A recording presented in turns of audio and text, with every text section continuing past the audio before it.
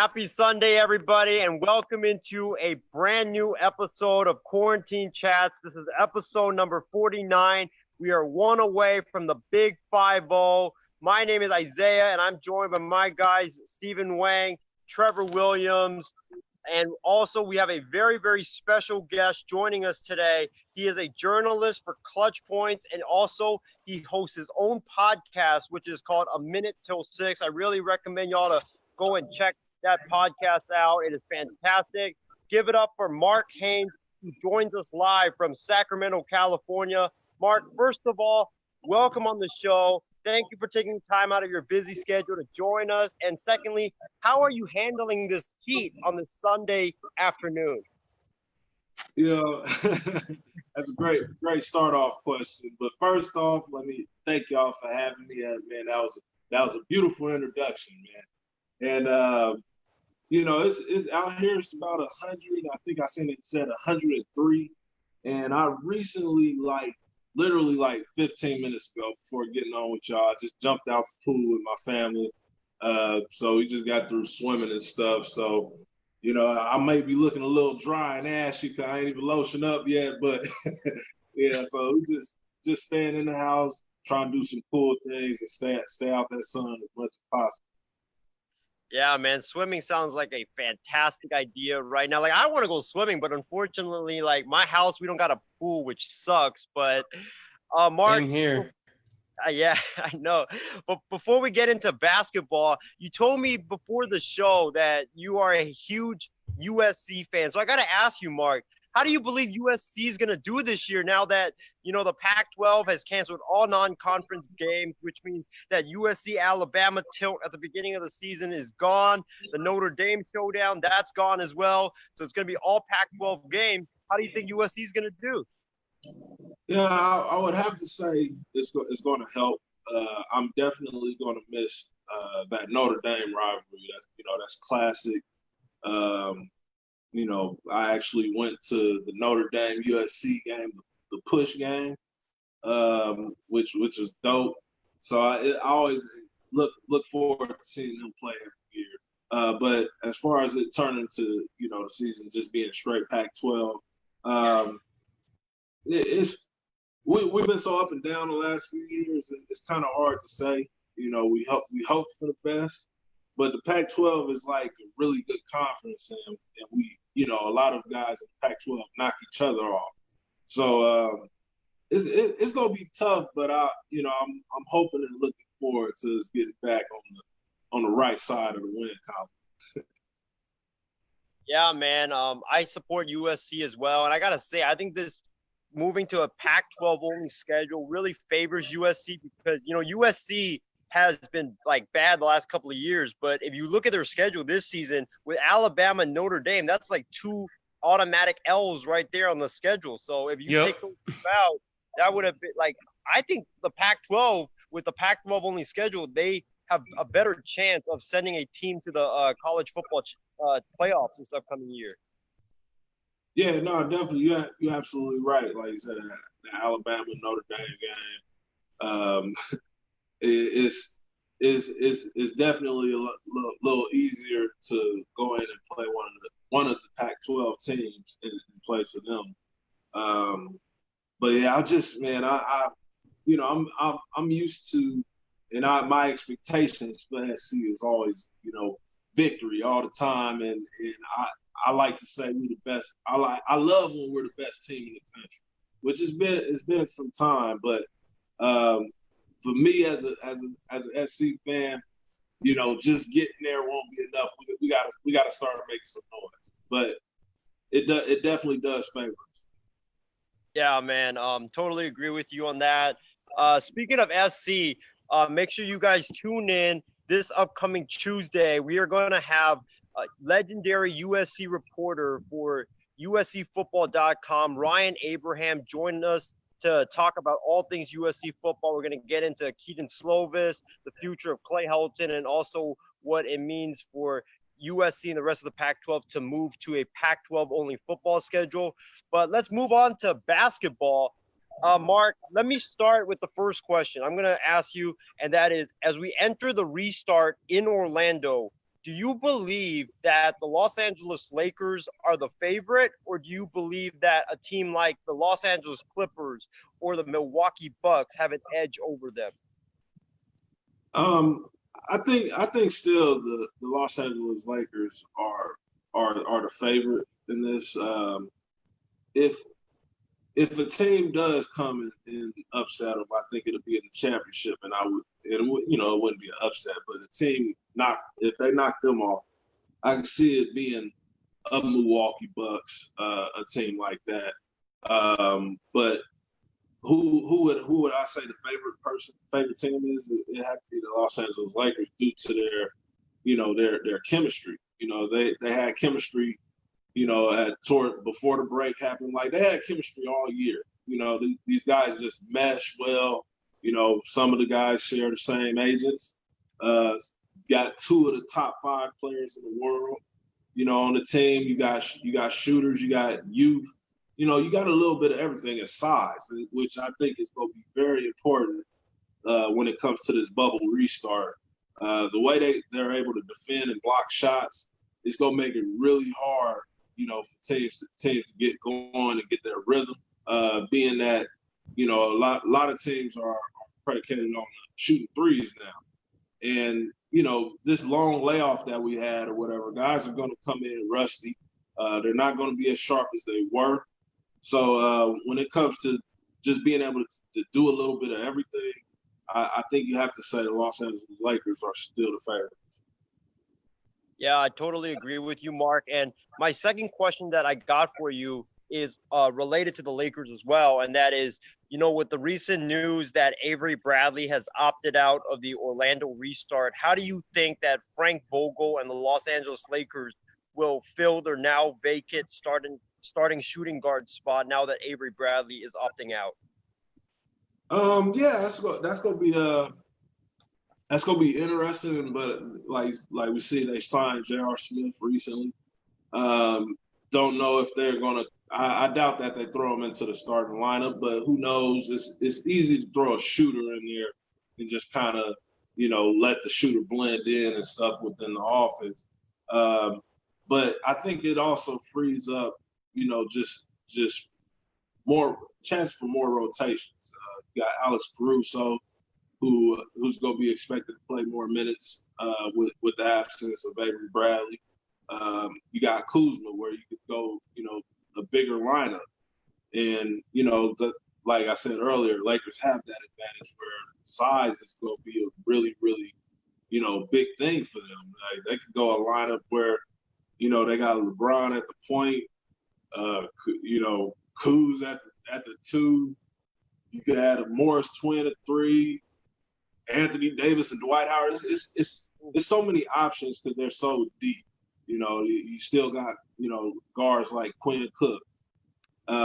It's going to be interesting. I think the difficult part is going to be Frank Vogel just actually getting it right. And especially in crunch times and things like that. Yeah, Mark.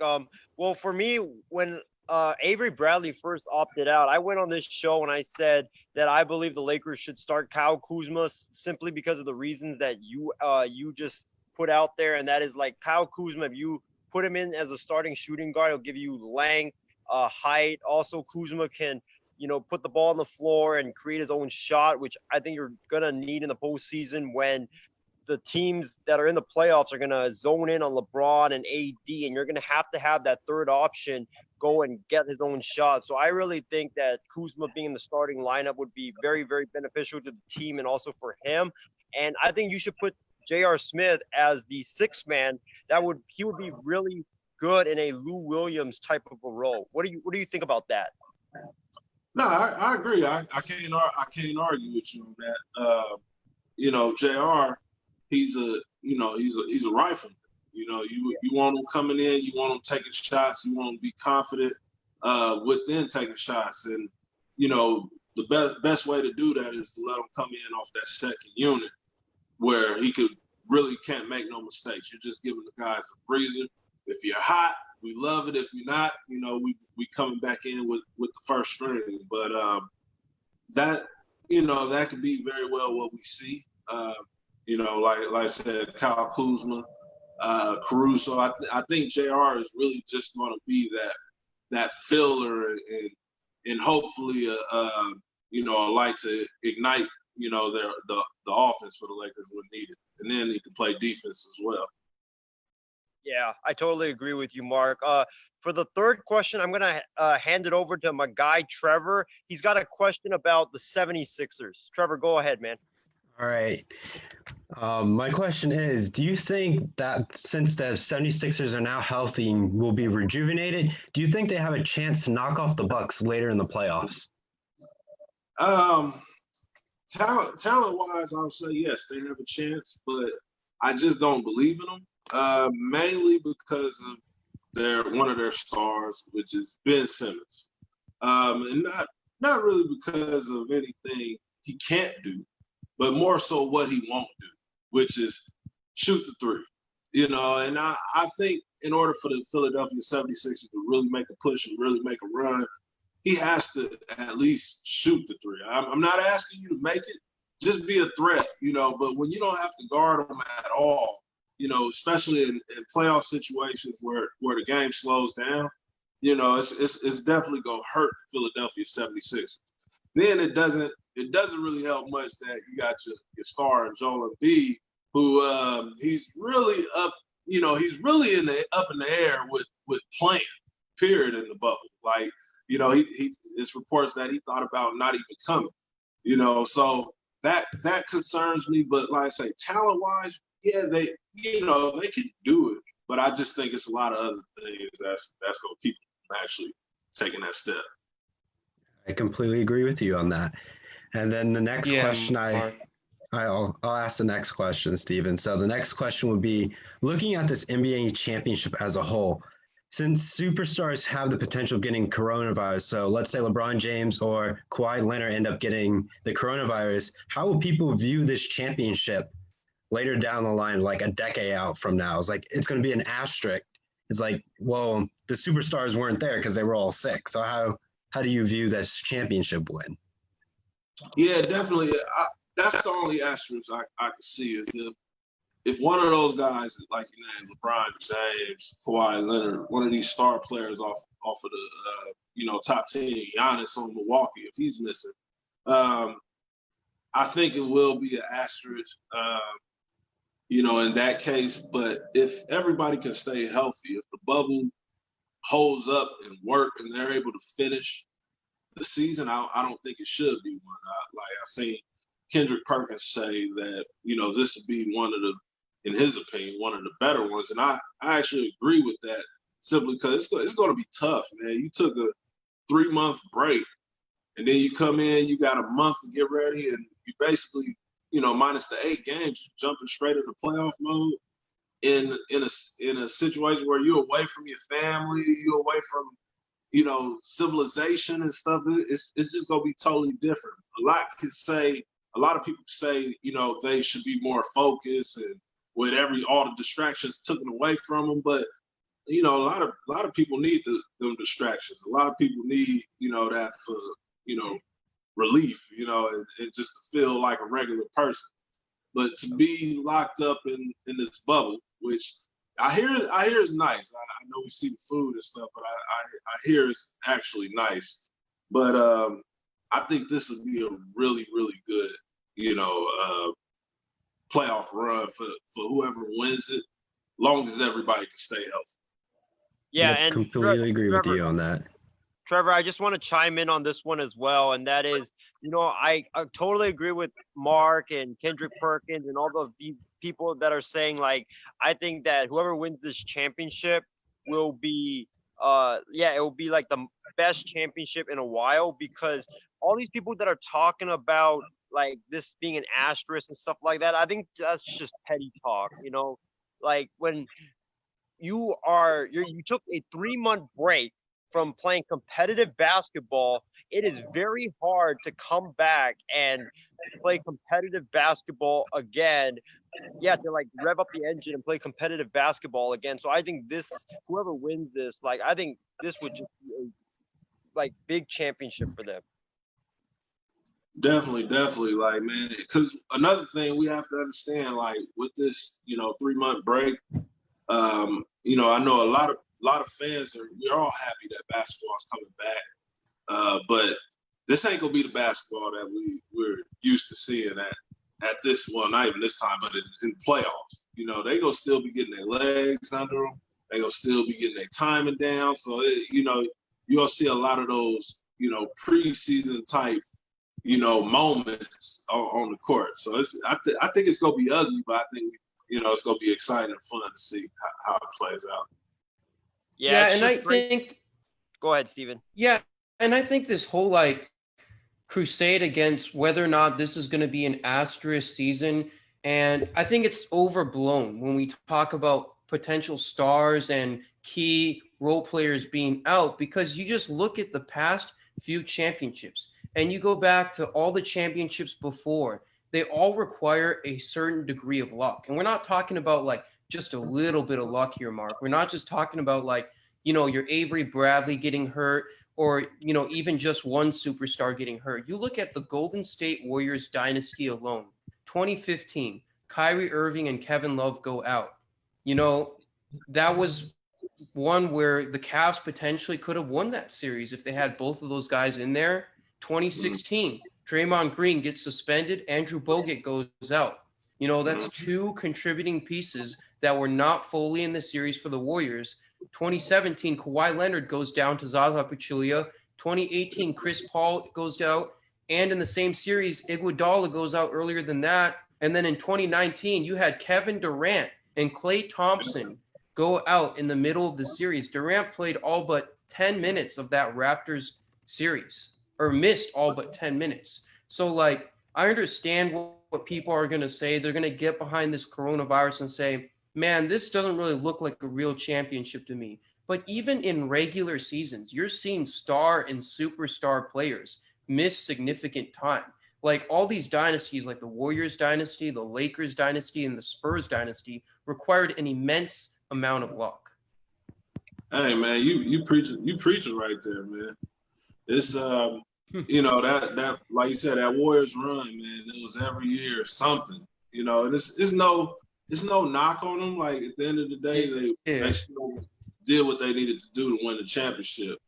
And, that could end up being, the situation for this, where, it could end up being, the Denver Nuggets or, whoever who win the championship, even though we all been talking about the Clippers, the Lakers, the Rockets and Bucks, who knows? This is that's why I think it's going to be such a great playoff, simply because this is going to give everybody a shot, and everybody got to come to play from day one. Yeah, and I totally agree with that. I love that philosophy, and I just got to say, Mark, that I feel like every championship you look at, you could find something in that run and say, well, this team got lucky because of this or that. But at the end of the day, who's wearing the rings, who's part of that organization, lifting the trophy up at the end of the season, because that's all we care about. That's it, man. I'm sure in what was it, 99, I believe, 99, when the Knicks played the Spurs in the finals in a shortened season, and the Knicks was able to be an AFC to make it all the way to the championship and lose in 5. But I'm sure at that time people said, the Spurs, they only won because maybe MJ was out that year, or they only won because it was a short season, blah, blah, blah. Right. But, 20 years later, all we know is there's a championship. Tim Duncan is a 5-time champ. That's all that matters at the end of the day. Yep. Exactly, Mark. That's the best way to word it. I got to ask you, though, because we got one of our viewers tuning in here, Martin Garcia. Shout out to you, man. He's actually from the Fresno, California area, and I understand you grew up from Fresno. I just wanted to kind of get your perspective. What was it like growing up with PG-13, Derek, David Carr, and all those athletes around Fresno? Man, Fresno, man. Shout out to my guy from Fresno, man. But Fresno is a really good city. That it's a lot of talent that comes through there. Maybe, it's been situations where we have talented athletes who maybe grades or drugs or whatever kept them out from going. But, the ones that we got to see go, like you mentioned, Paul George, Derek Carr, David Carr, little around the David Carr years, Richard Marshall played defensive back for the NFL for years. Guy I went to school with, Clifton Smith, played in the NFL with the Dolphins, made a Pro Bowl. Fresno is a really slept on, athletic city. Because, in all sports, we're never, never really in the top 25 in basketball or football. We'll sneak in there sometimes, but we always have, top tier, talent. We have Courtney Alexander, who was the first round NBA draft pick, Rafer Alston, Melvin Eli. It was a lot of guys that's came through Fresno State, and none that that's carried the torch in the way that Paul George has been doing it. Man, Paul George. I mean, I looked at the guy in the NBA. He took a little bit of time to get developed, but once he got lifted off the ground, quite literally, this guy was a beast. I mean, 2013 series, I can't even imagine if he had won that game one where he forced overtime. Roy Hibbert passing the ball. He pulls from 34, forced that overtime, but then LeBron answers with the buzzer beater in overtime, man. Paul George is something, for real. Yeah. I look forward to one day, hopefully, get to talk to him about that series. But that's, like you said. So. Yeah, that was probably my favorite Eastern Conference series to watch growing up and everything. But yeah, I mean, I want to get into a little bit of your career. You start off as a sports writer and everything. And I noticed that a lot of big sports personalities you see out there, like Skip Bayless, Stephen A. Smith, and Colin Cowherd, they all start their careers as sports writers. So why do you think that sports writing is, such a legitimate and effective pathway to get your sports media career kickstarted? Well, I'm just officially starting the writing part. So I'm actually on the opposite end of the spectrum, but okay. I understand how, it works as far as, starting off a writer and then, building your personality and being known as an NBA personality. With writing, especially if you're a newsbreaker, like I look at my brother Chris Haynes. When you're a newsbreaker, everybody. It's not even about your face per se or who you are, but it's who's this guy who keeps getting all the news? He knows this person. It intrigues you. It intrigues you on following them. You find them on Twitter. You find these guys on Instagram. And then there's guys who, most people who just start off as, you start off with a podcast or maybe just a personality talking on, Instagram and things like that. It's a little harder to get recognized as an official, sports media person, because we all like to talk sports. We all can talk sports. It's different when you podcast. It's different when you're doing interviews and things like that, which most people don't know. But it's if we get on social media right now, we can find, thousands of guys, talking sports. So the guys that usually get picked up are the ones who are able to connect the dots and, get into locker rooms or per se, or just get interviews, exclusives and features with NBA players or NFL, whatever sport you're chasing. So connections are really important. And when you're writing, you're able to showcase your connections more than just if we're talking about it. Yeah, and I feel like that's great advice to any aspiring journalist, sports writer, or sports media personality. I know my guy Isaiah here would love to get up there with Stephen A. Smith and go head to head. That would be a dream come true for sure. Yeah. Hey man, y'all just keep working, man, and you never know in this business. Anything can happen. One moment could change the rest of your life. So, everybody just gotta keep continuing to put their best foot forward, and who knows where to take it.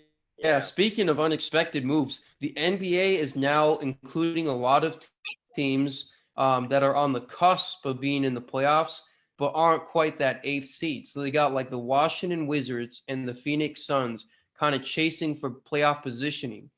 I just wanted to ask you, Mark, do you think it's a mistake to put so many teams into the playoff race that aren't necessarily, going to make noise in the playoffs, but, they might have that upside to upset?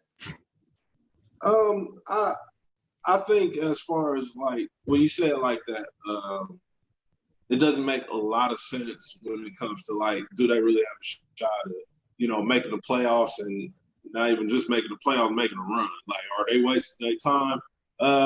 Not really, because one, they're getting paid, so that's good for them. The other thing is it allows the NBA to have these 8 games, which is going to be kind of like a preseason. If they, I think if they started just straight to the playoffs in the playoff format, I think that'll be really hard on the guys, and you might get a lot of upsets that that might have not happened without these 8 games. So you needed some some extra teams to kind of help out the competition, I would say, and help the playoffs out. If they're able to make it in, it's like great, awesome, you did your thing. But yeah, like I say, teams like Washington, it's not really likely, especially with losing Bradley Beal. Yeah, but it'll give the other guys, in the Eastern Conference a look, So, but teams like, it's on the West, there's teams like the Blazers, the Kings, who, they're right there with which a lot of people assume that the Memphis Grizzlies are going to fall out that 8th spot. But so I think it'll be kind of exciting in the West. But I understand putting those extra teams just to give the real juggernauts a look before getting busy. And I didn't even think of the whole thing about the players getting paid, because that's huge. Like, as fans, we always see it as like, well, they're not really going to win the title, right? Do we expect the Pelicans or the Suns to make a run? But now that you mentioned it, right, a big thing is getting these players paid, because, that's their livelihood right there in the NBA. Whereas for a guy like LeBron James or Dwayne Wade, when he was playing, missing a season or a couple games is not a huge deal, right? What about those guys on maybe the veteran minimum or the rookie deals? They really need to get their careers jump started, some of their mainstream income going there. And then I think, as you mentioned, the games are going to be really bad if they just started straight into the playoffs. I mean, we had Mark Medina on here a couple weeks ago, actually about a month ago, and he brought up the fact that he would not open straight into the playoffs because the games are going to be really, really bad to start off, just because, quite frankly, there's some basketball players that haven't been shooting basketballs daily or weekly even. Right. Definitely. No, it's guys who, didn't think that, the NBA was coming back, especially this season. They thought it was canceled. So those guys who normally are, on a strict diet, who, started eating pizza. There's guys that, wasn't shooting basketball, especially being on lockdown. Not all the guys got gyms in their house. Like we look at them all like they're rich, and of course he has a full gym or something in his house. But we seen like when they had the horse competition, we seen people playing with just an outside court, the court that we all grew up with and stuff. And, so it's those extra games are definitely needed, or I think it's gonna be needed. And like I said, it's just gonna be so much excitement around basketball just being back.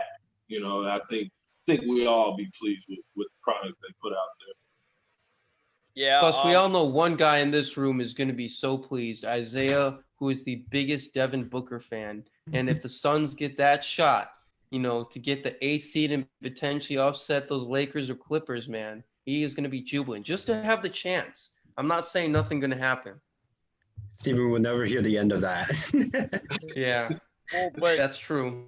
Steven, I think the one aspect that I think like you're forgetting about is that I know a lot of these teams that we say that they're not going to have a chance, like the Wizards, the Suns, and even the Kings and the Spurs, is that like a lot of these teams, like they're very young. They have a lot of these young players that are budding and they're very talented, and they don't get a lot of national exposure every night because look at Phoenix. Like nobody watches Phoenix Suns games except Phoenix fans.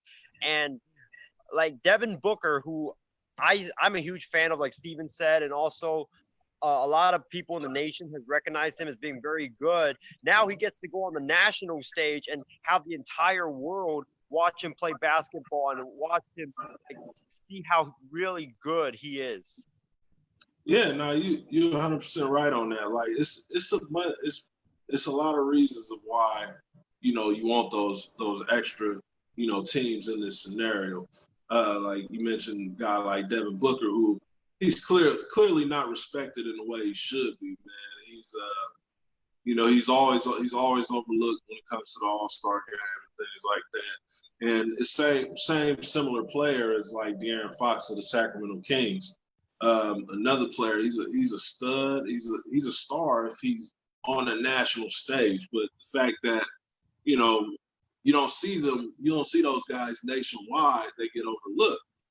Like I seen a poll on Instagram. I think my guy Jordan Schultz posted it, and it was like, if you got Ja Morant, De'Aaron Fox, and Trae Young, it was like start, bench, one, cut one. And I was like, man, I'm starting Trae.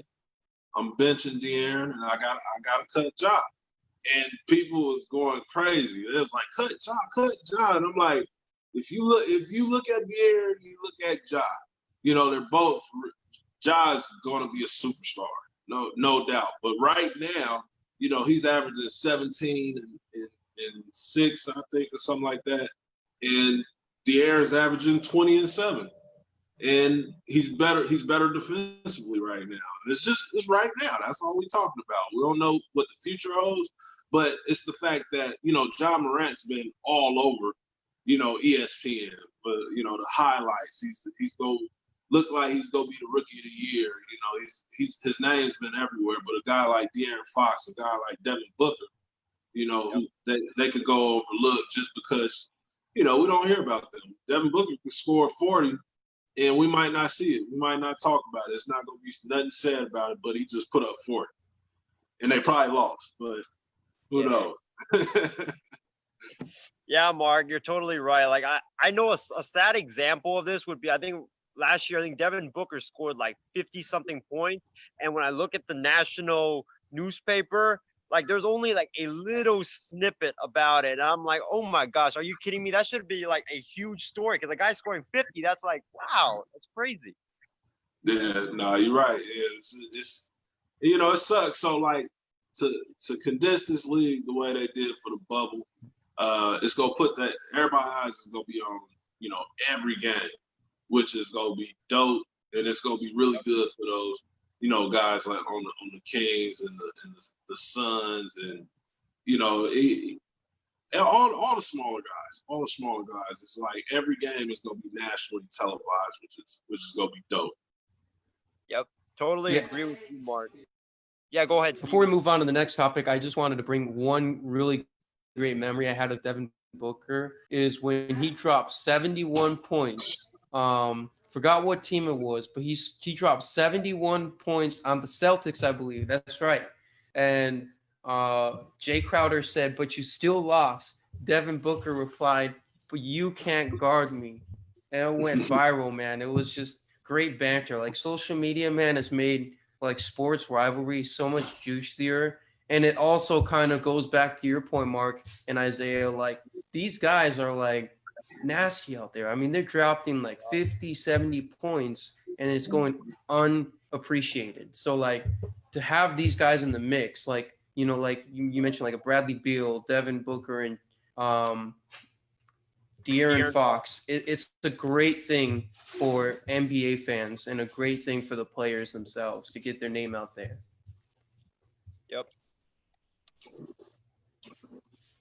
Yeah, I mean, all I'm just going to say is, I'm looking forward to, 3 years from now when, my dream of LeBron James, Anthony Davis, and Devin Booker all ending up on my Lakers. Man, I would be one happy camper that day when that happened. Keep dreaming, Isaiah. Keep dreaming. Hey, man. Hey, you never know, man. You never know. All right, Mark, Isaiah, you want to move on to the next one? Yeah, Mark, just imagine LeBron James gets doubled, Devin Booker right in the corner, wide open, shoot that triple. Whew, it would feel so good. But moving on to our 8th question, and that is a question that I've been wanting to know for a while, and it's about the Oklahoma City Thunder and their head coach, Billy Donovan. Billy Donovan's done an outstanding job with the Oklahoma City Thunder this past season. The Thunder were supposed to be one of the worst teams in the NBA. They have jumped all the way up to the 6th seed in the Western Conference playoffs. And for some reason, Oklahoma City still hasn't extended Billy Donovan. Mark, why do you think the Oklahoma City Thunder hasn't extended Billy Donovan yet? I think if my mind serves me correctly, pattern Oklahoma City has is they kind of, I feel like they kind of handle a lot of those things and like really in the off season. I'm sure it's been talked with Billy Donovan. It's no way they're letting this guy go. So I'm pretty certain there's probably been some words spoken about, the future of, Billy Donovan and the Oklahoma City Thunder. But I feel like they're just waiting. Is it smart? I mean, if you got an agreement with them and stuff, I guess it's no big deal. But, I think everybody over there, especially after the year they're having this year with, we all expected them to be horrible. When we seen Chris Paul get shipped over there, we thought he was getting, shipped to the bad place or whatever. And, they're a really good team. And I find it hard to believe that they wouldn't offer him to come back. But, I'm not certain why they haven't done it already. Yeah, it bewilders me too, Mark. Billy Donovan, I think for me, he's like a top 7 head coach in the NBA with the way he can develop players and set a culture and get players to play hard. But moving on to our number 9 question, Trevor has a question about the teams that are outside the bubble currently and the teams that are in the lottery. Go ahead, man. All right. So my question is, the teams that are outside of the bubble, which ones do you think they have the potential to make the playoffs in the future? Ooh, let's see. Who is that? That's, I know we're not counting Golden State because they'll definitely be in there. We'd be counting my Minnesota Timberwolves for sure, and my boy Ryan's Cleveland Cavaliers in that conversation, and the Pistons. But I would have to say, man.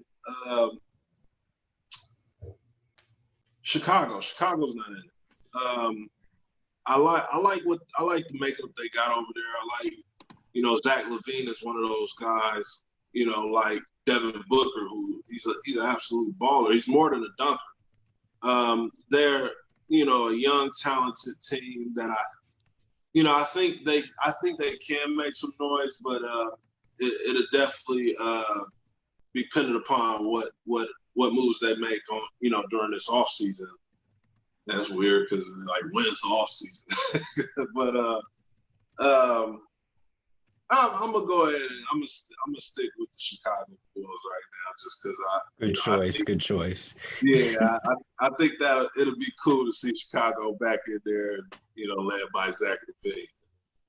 Wow, Mark, I'm stunned by your answer because I see a lot of Chicago fans and they're always like, yeah, they're down on their team. They're like, we're not going to do anything until the owner sells the team or the head coach is gone. So I'm surprised by your answer. But piggybacking off your Bulls answer, I wanted to ask you about Jim Boylan, the head coach of the Chicago Bulls. Do you think Chicago should get rid of him and get a new guy like Kenny Atkinson, which I think would be a perfect fit for them? The Jim Boylan, correct me if I'm wrong. He only been there. This is second year? Yeah, second year. This is second year, yes. Second year, yeah, man. I'm a firm, believer when I look at, the makeup of the NBA, the teams that do really well, that make playoffs consistently, are teams that stuck with coaches, and I agree. I definitely understand, especially how the culture of the NBA has been, where you mess up, we get this guy's not making it through their first year, like David Blatts of the worlds and stuff. But I think you gotta at some point you gotta kind of just put your foot down and say, this is what we're gonna rock with for a little bit. I can't speak on how much I like Boylan or anything like that, because I haven't really paid attention so much. But when I look at the makeup of the Chicago Bulls, their roster and stuff, I like the pieces, but it's some really good coaches out there, so it's easy to get the boot and get replaced by somebody, especially the attractive names like you said, Kenny Atkins, and you got the Van Gundys of the world, both Van Gundy brothers are out there. So you just you never know. It's hard to call it, but I would like to see more teams at least stick with these coaches more than a year. Yeah, I second Mark on this. You look at the bad teams, because he brought up the good teams. They stick with head coaches through the tough times and the good times. The bad teams are the ones that are always switching their front office and their coaches. Like you look at the New York Knicks, and then in football, there's a lot of examples of that too. And so I think, you should stick with a guy for at least, 3 to 4 seasons. I understand coaching is very much a position where you're hired to get fired, but that philosophy clearly hasn't been working for those teams that continue to act on that. And so a good example of this is a coach that Isaiah really likes, Billy Donovan. A lot of people, so many times people wanted Billy Donovan fired, and now we've seen him have 2 breakout seasons now. The year in 2015 to 2016, he had an amazing year where he got past the 67-win Spurs, and then he took a 3-1 lead on the Warriors. I know you guys all in the comments section and watching are going to say, but he had Westbrook and KD. Yeah, he might have had Westbrook and KD, right? But nobody looked at that team and said they're better than the Warriors and the Spurs, and potentially better than the Cavaliers. Like, they thought they were maybe the 4th, 5th best team in the league, and they really defied odds. They used Steven Adams to bully the Warriors in the paint. They used Durant to effectively just, take down Iguodala's defense. It was special, and it's just unfortunate they couldn't finish it off. And then, like we said, this year, 2019, everybody thought Chris Paul and the Thunder were a lottery team, and now we're looking at them as a potential first-round upset team. So a lot can change when you give your coach that, time to change the culture, get in, his recruits or free agents, and then really, instill his philosophy into the players.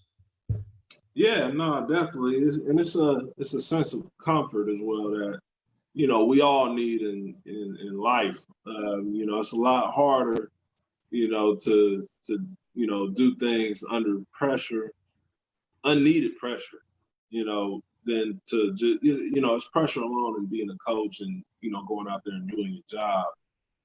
But, when you're worried about being fired, you're making certain moves that you might not make if you're, if you're here long term. I got time. I can have a losing season, but we're building this team, correctly and things like that. But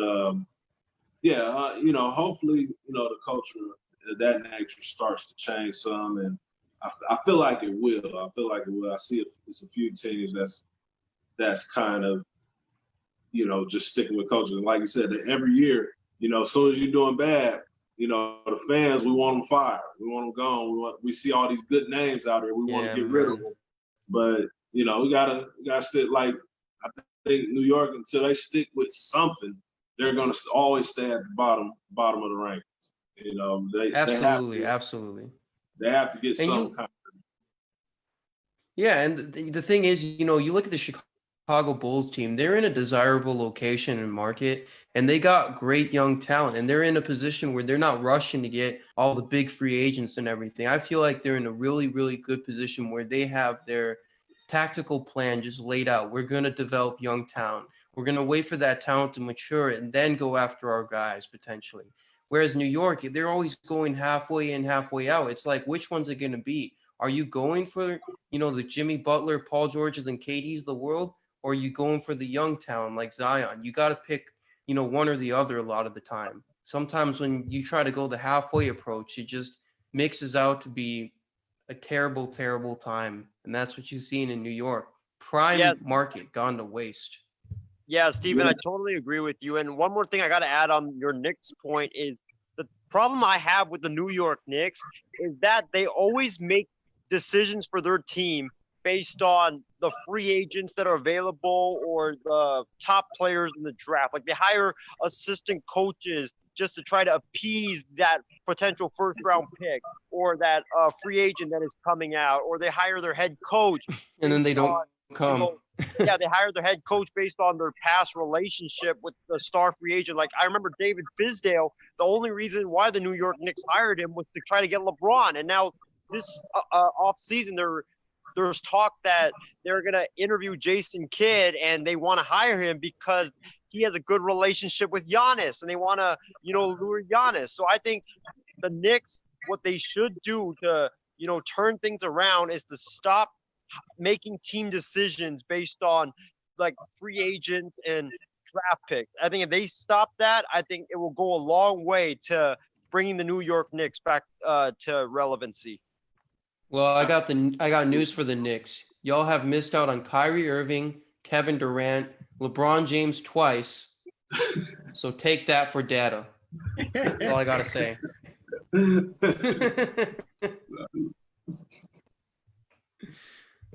All right, so I want to move on to about going forward for you, Mark. Which NBA team do you believe is like in the worst position over the next 5 years? And then which NBA team would you say is in the best position over the next 5 years? Well, the worst, I guess, just like off the last question, man, it's the New York Knicks, man. They're over there cursed. They have to get, they're some years behind as far as, to getting to where they're good. They're always looking for, the top free agent to come sign. Every year they got Stephen A. Smith helping out, trying to recruit people to the New York market, which nobody wants. I've literally never been to New York. I've passed through, going through the airport at JFK on a layover. And I had a long layover. It was like 4 hours, and I elected to just stay in the airport. I was like, I'm not even interested in being outside in New York. And like, New York it's not LA. It's not LA. It's not the Bay Area. It's not Miami. It's I don't know, like if free agents like, do they really want to be in New York? So I think they gotta like Isaiah said earlier, you gotta really buckle down and try to build a culture instead of just buying and try to get a quick deal, because that's not happening. The best situation, I had some guys in the Bay Area, Golden State, man. They had an injury plague season this year, missed out. Clay was out. Steph was out most of the year.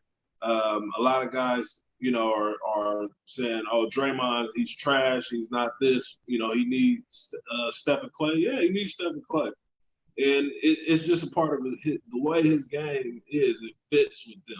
And then it doesn't just fit with anybody. So you bring those guys back. You get that top draft pick, that protected pick they got. You get that, and you draft whether it's LaMelo Ball or the kid White. What is it, Weiss? Weissman, Hunt, Yeah, whatever. Wiseman. Yeah, Wiseman. Yeah, you get him. Now you have these guys, these all-time great shooters in their prime. You got an all-time great defender in Draymond Green, so a young stud in LaMelo Ball or James. I think the future is just really bright because even that draft pick, maybe they trade that pick away, but they have a lot of options. And then, unlike New York, the Bay Area is actually attractive.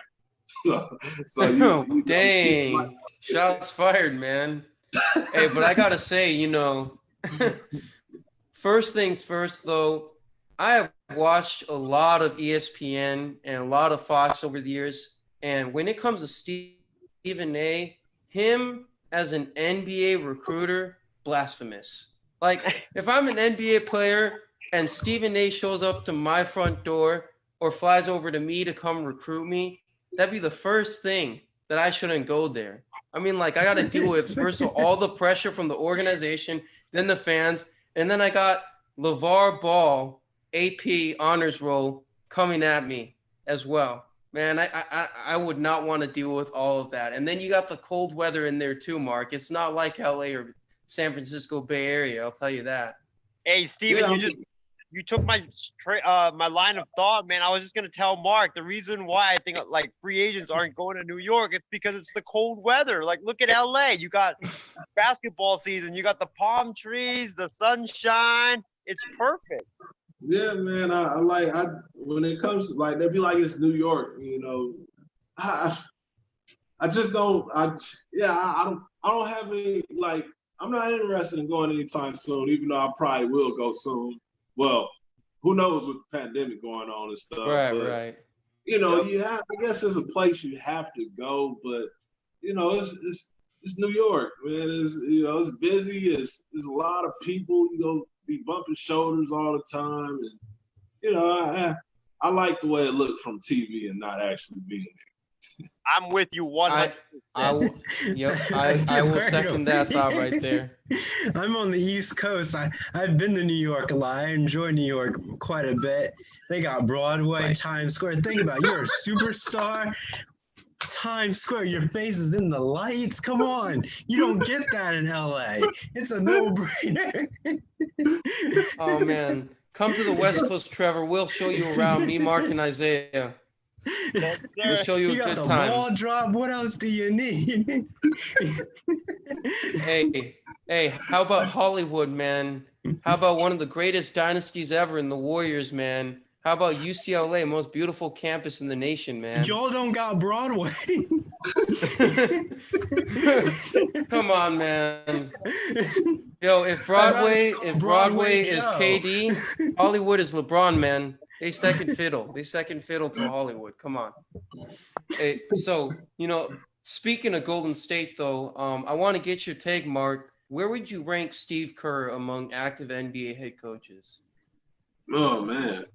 Steve Kerr, with all the things he accomplished and, the things he did, minus this year, some would say, he was just kind of blessed with a great team in the beginning, which, that's partially true. They were a good team. But if you guys remember back when he first took over the team, one of the things he did, which was controversial, was put Draymond Green in the starting lineup. And he benched David Lee and Andre Iguodala. Yeah, that was a big move. Draymond and Harrison Barnes. And, Iguodala wasn't happy. People was upset about it. It's like, we're putting this Draymond Green guy and Harrison Barnes in the starting lineup and stuff. And that actually turned out to be one of the, in my opinion, especially in the last 10 years, one of the all-time great coaching, moves at in this time. And so he has to be at least, top three. I have to put him up that high, and then going to the championship, time and time, winning two out of four. That's big time. It's not many coaches in the league that can say they've done that. And they'll be back. we take away this season, we'll forget about this season, and they'll be back. I'm not gonna say championship team, but they'll be. I think they'll be a contender. Yeah, and I think it'll be great to see them back in that Western Conference Finals mix. And I just got this to say about Steve Kerr, because I had a long debate about this with my boys Isaiah, Martin, and Ryan about this yesterday. And the main point they made about Steve Kerr is, but he inherited great talent, right? And I just think there's some of the obvious moves you mentioned that everybody in the NBA has seen. Him putting in Harrison Barnes, right?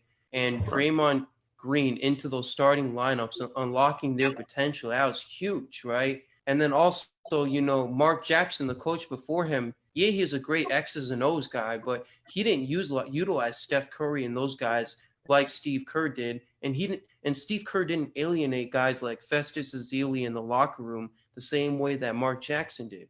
I mean, this guy's a great personalities coach. He's a great X's and O coach. He understands like offense and 3-point shooting better than anyone we know out there.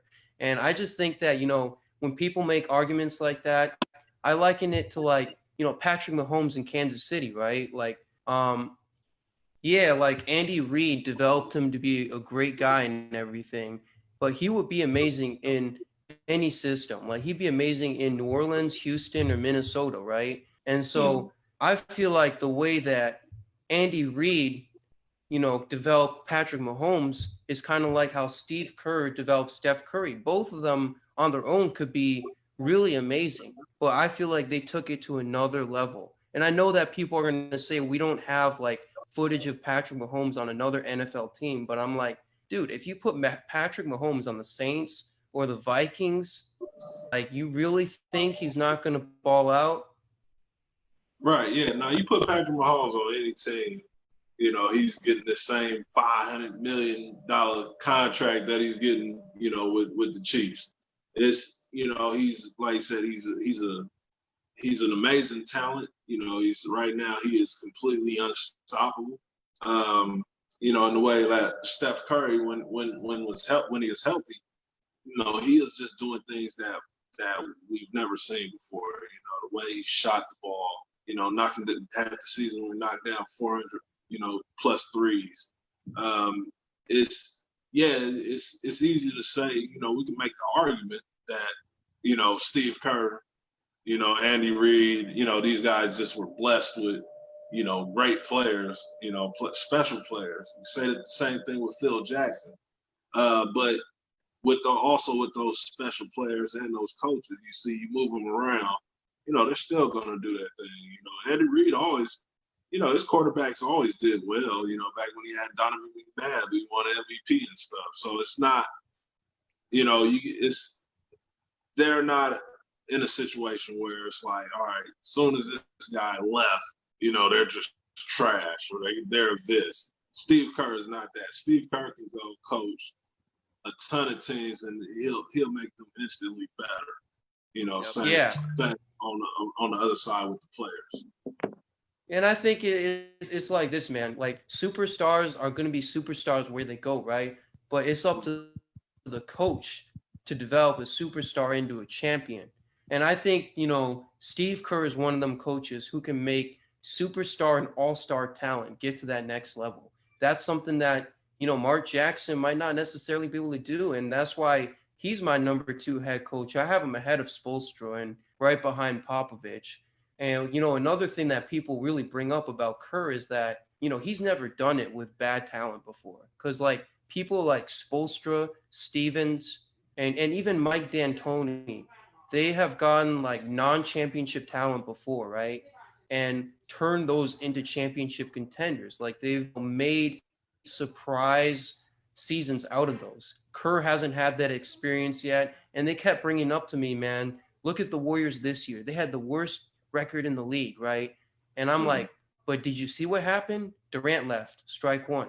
Klay Thompson was out, strike 2. Curry was out after 3 games, strike 3. Draymond Green was out for a bit on and off the court, strike 4. Then you bring in a guy like D'Angelo Russell. Yeah, he's a positive, but now you got to integrate him in the offense. And then all of a sudden you're switching D'Angelo Russell and Wiggins. You're dealing with a lot of volatility there. I don't think any head coach I don't even think Greg Popovich or Spoelstra could succeed in that kind of like pressure cooker kind of season where everybody's coming and going and in and out of lineups.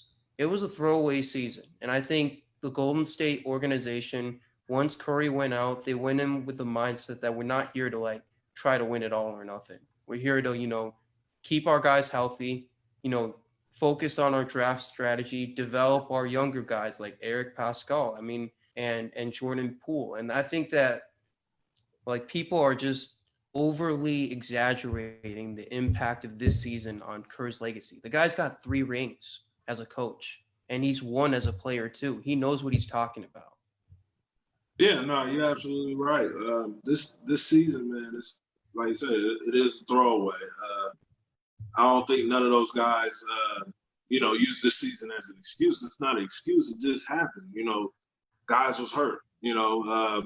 But what they did get to see is they got to see a lot of these young guys develop. And Golden State has been the team, similar to the San Antonio Spurs in the last, 7 to 8 years, that they're doing things right.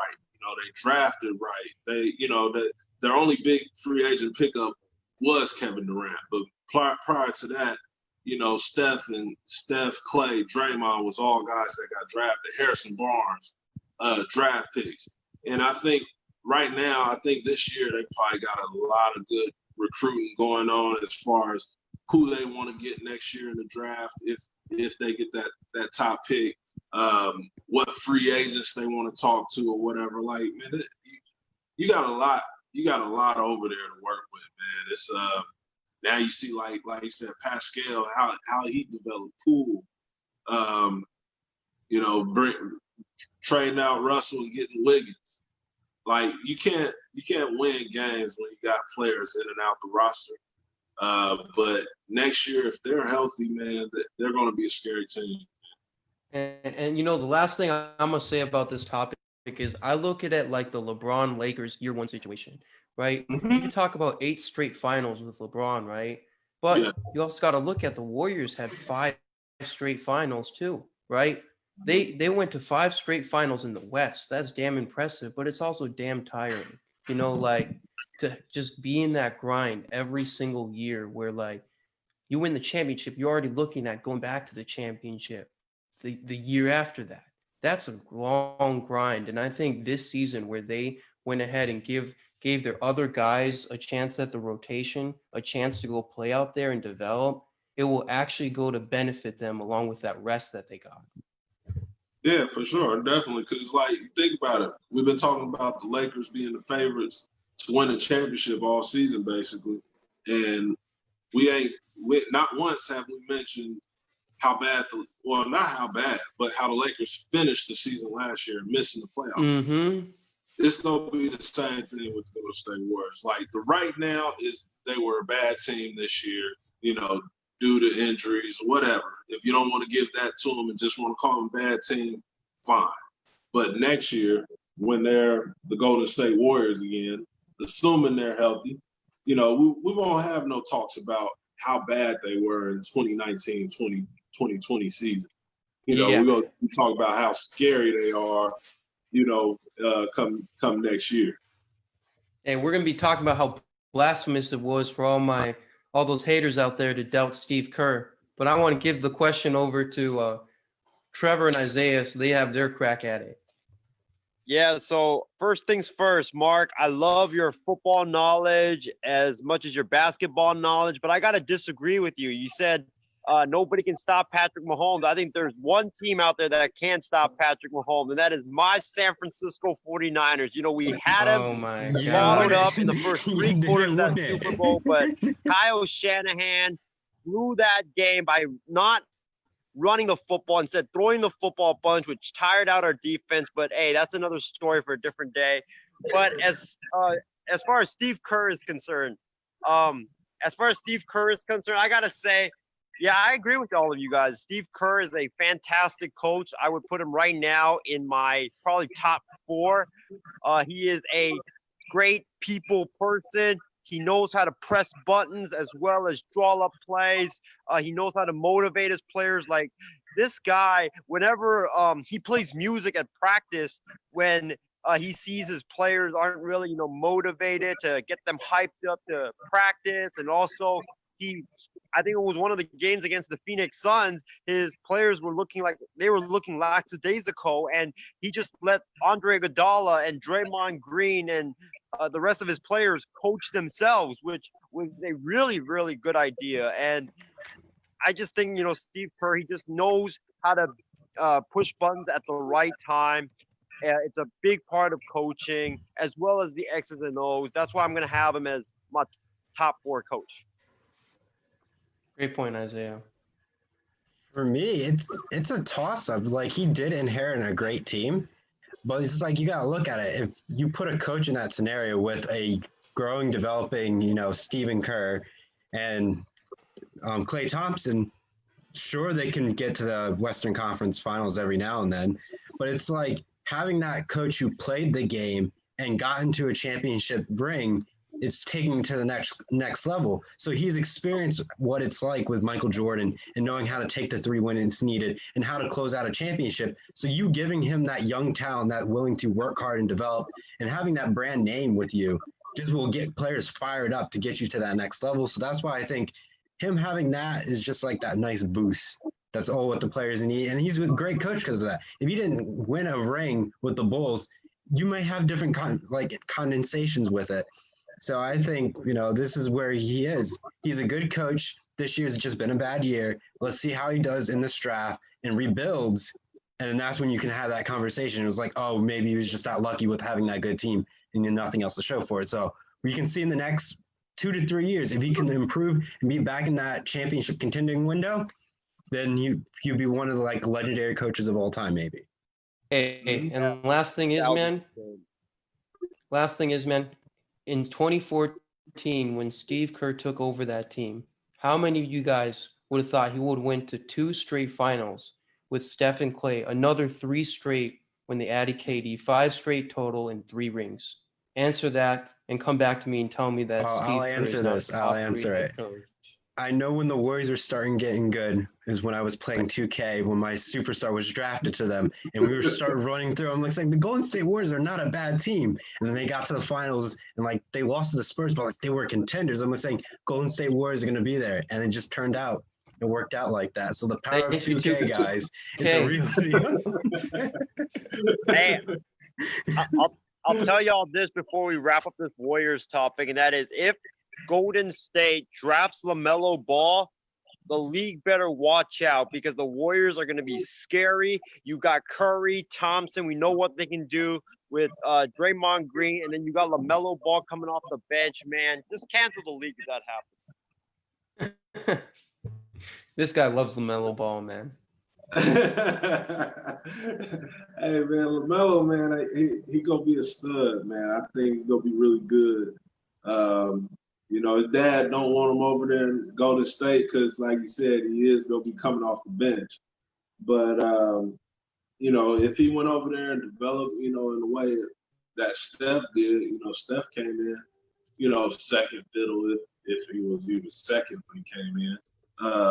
To Monte Ellis, and eventually, took over the city and became the Steph Curry that we know and love today. But, man, the Warriors gonna be good. And back to Steve Kerr, Steve Kerr, you gotta love him and rock with a coach like that. Like he was gonna fight Jordan.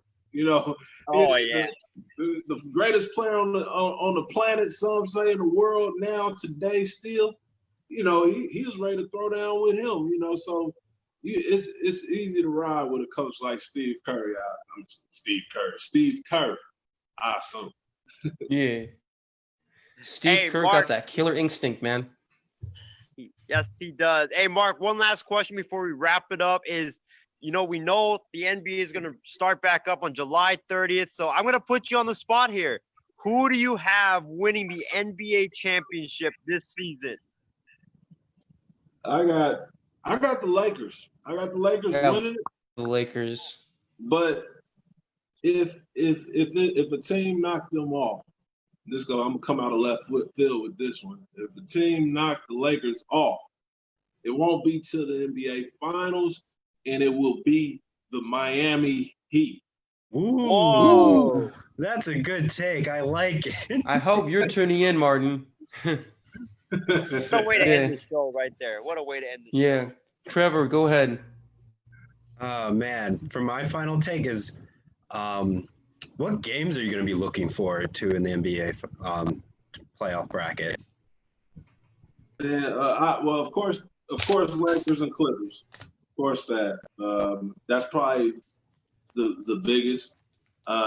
Lakers in New Orleans to see LeBron and Zion play against each other again. But really just all the games, man. I'm excited. I want to see how Ja comes back in this second stint of his rookie season. I'm looking forward to seeing the Sacramento Kings and the Portland Trailblazers as well. Being healthy, they're going to be a very dangerous team because the Blazers are in the same or in a similar category as the Warriors, where they had Nurkic, who was out all year. They had guys out left and right. Dame was hurt. It's been an injury-plagued year for them. So to see them at full strength, they're gonna come in and and really hunt and try to get that 8th spot out of the Memphis Grizzlies. So I'm just excited to see basketball back. Period. All right, Isaiah, you want to go ahead and wrap it up for us? Yeah, sure. Yeah, Mark, it's been a pleasure to have you on, man. Great talking basketball to you, with you. We look forward to the NBA restart in Orlando, and we got to get you on again, man. This was so much fun. Yeah, man, it was great. Yes, this sir, is my funnest episode, man. Yeah, no problem. Anytime, fellas, man. I love what you guys are doing, and I appreciate you guys' support. And I wish you guys and your families blessings, and hopefully we all stay safe and healthy. And anytime, man, just let me know. And listeners out there, if you want to follow me, you can find me at MH the Champ on Instagram and Twitter. And like Isaiah said earlier, my podcast is 1 minute till 6. Just look out for me. Hey, Mark, for sure. Let me get your Super Bowl prediction before we get out of here. Yeah, that's good. With Super Bowl predictions, man. I'm gonna just say this: it's coming up out of Florida, out the state of Florida. Y'all can guess who that is. All right. Well, it's been a fun time, guys. We're gonna leave you guys with some. We're gonna close it out with some high hopes. Thank you once again, Mark, and everybody. Have a great Aloha Sunday. Tune in on Tuesday night, y'all. Yep. Take care, y'all. Mama said